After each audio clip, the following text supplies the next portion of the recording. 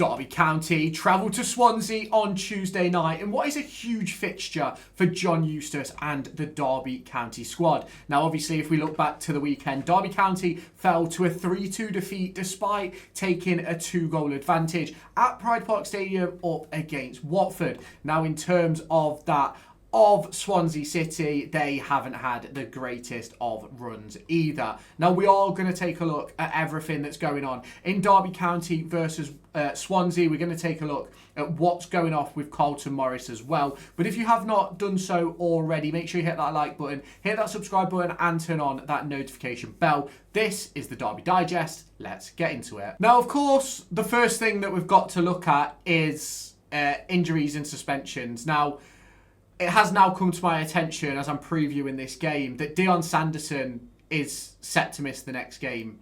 And that means that someone of the ilk of Craig Forsyth, of Danny Bart, may have to step into that position unless Derby County move to a back four. Derby County are also expected to be missing out on Curtis Nelson, Carlton Morris, David Ozo, Lewis Travis, Max Johnston and Ryan Brewster. Now, in terms of Swansea, they've only got one issue to worry about, and that is Cabango, and he is only doubtful. Now, this is obviously a huge issue for Derby County, missing out on top goal scorer Carlton Morris. They don't have another player who has scored more than 3 goals across the course of this season.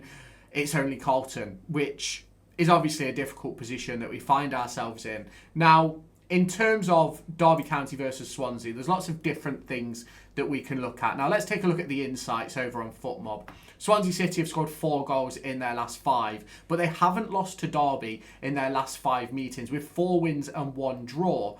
Now, Swansea also haven't won in their last 5 games. You'll see the form just at the bottom of your screen. Now, let's look at Derby County. Derby County have scored 10 goals in their last 5 games, but they've also conceded the most penalties this season in the name of 3. Jakub Vidal-Zetterstrom is ranked number 1 in saves per match in the EFL Championship with 3.5 saves per game. Now, Derby County were certainly on the run for 6 wins in a row, and they were sitting just in those playoff positions until all hell broke loose at Pride Park Stadium. 1 goal came back around 60 minutes, which killed the crowd, it killed the atmosphere, and in my opinion, it killed the squad.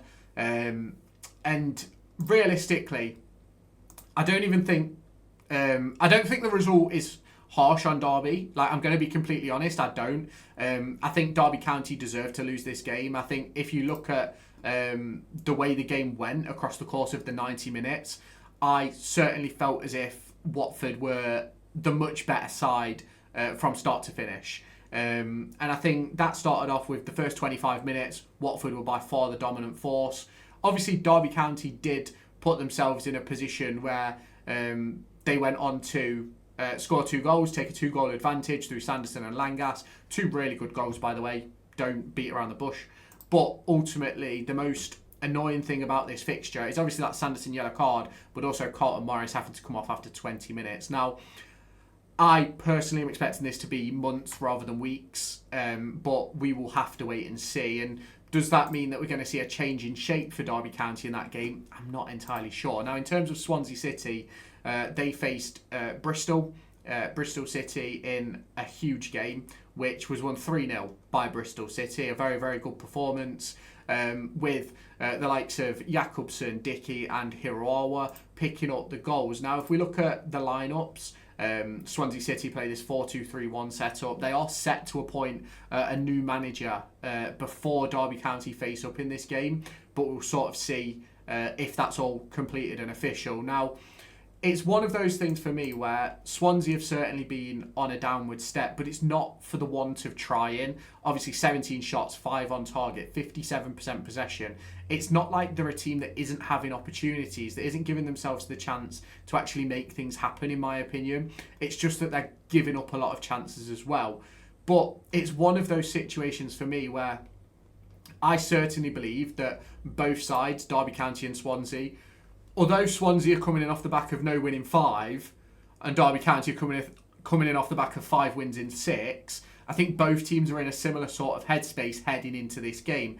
And I know you're probably wondering what I mean by that, but I mean it's a sense of it's got to be a bounce back. Swansea aren't going to want to lose another game and lose 4 in a row. Derby aren't going to want to lose another game and drop that run even further. So it's one of those situations which I think we have to look at. Now, in terms of the league table, Derby County currently sit 12th on 23 points. And I sit here looking at this league table and I'm absolutely devastated. There is no way that Derby County should be sitting here in 6th place, sitting, what would it have been, 4 points off the playoffs. Not off the playoffs, off automatic promotion. That's where Derby County should be. And I know some people may disagree with me on this, but when you're 2-0 up at home, you should not be losing the game. If you end up taking a point, whatever, but you should not be losing the game. Now, Swansea City, on the other hand, they sit 20th place. They have 17 points in 16 games, but they're 7 points clear of the drop zone. They're not really in any real danger at this present moment in time, but we'll sort of see how that sort of progresses over the course of the next few weeks. Now, obviously, as of time of recording, Ipswich still have to play. If Ipswich were to win, they'd go on to 27, which I don't actually think changes anything for Derby County in terms of where they could go on Tuesday night. Now, let's look at the away form. Derby County have 11 points from 7 away games, which, in my opinion, is fairly decent. It's only 5 points, not 5 points, 6 points off Coventry.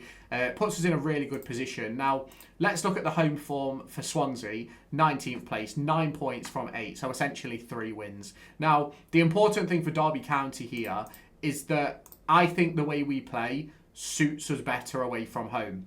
I think it suits being away, if that makes sense. The whole 3 at the back, playing defensive and allowing teams onto you, I think it's very much what you need away from home. Maybe not at home, but I think away from home it's perfect. And that is what I'm hoping to see on Tuesday night. Now, let's look at the head-to-head. It's 4 wins apiece with 4 draws, stretching back to 2010. Now, Derby County haven't beaten Swansea since, let's take a look, shall we? Since February of 2020, which I believe was the game where Tom Lawrence scored late on in that game. We had the likes of Martin Waghorn, Wayne Rooney, Max Bird. Like, it was a different time. Like, now, obviously, if we go back to April, when Derby County played Swansea, we should have won this game, if I remember rightly. I think, if I remember rightly, we had a couple of good opportunities in this game, but didn't take them, and they took their only chance of the game. But it's one of those things. Obviously, Swansea ended up 11th, we ended up 19th, but we will sort of see where we go from here. Now, it's a huge game on Tuesday night. We will be doing a live watch along on this channel where we'll be going through everything that's going on with Derby County. We'll be looking at the team sheets. We'll be looking through the entire game, and we will be commentating on what is going off in the game. Now, it's obviously going to be a huge one for Derby County.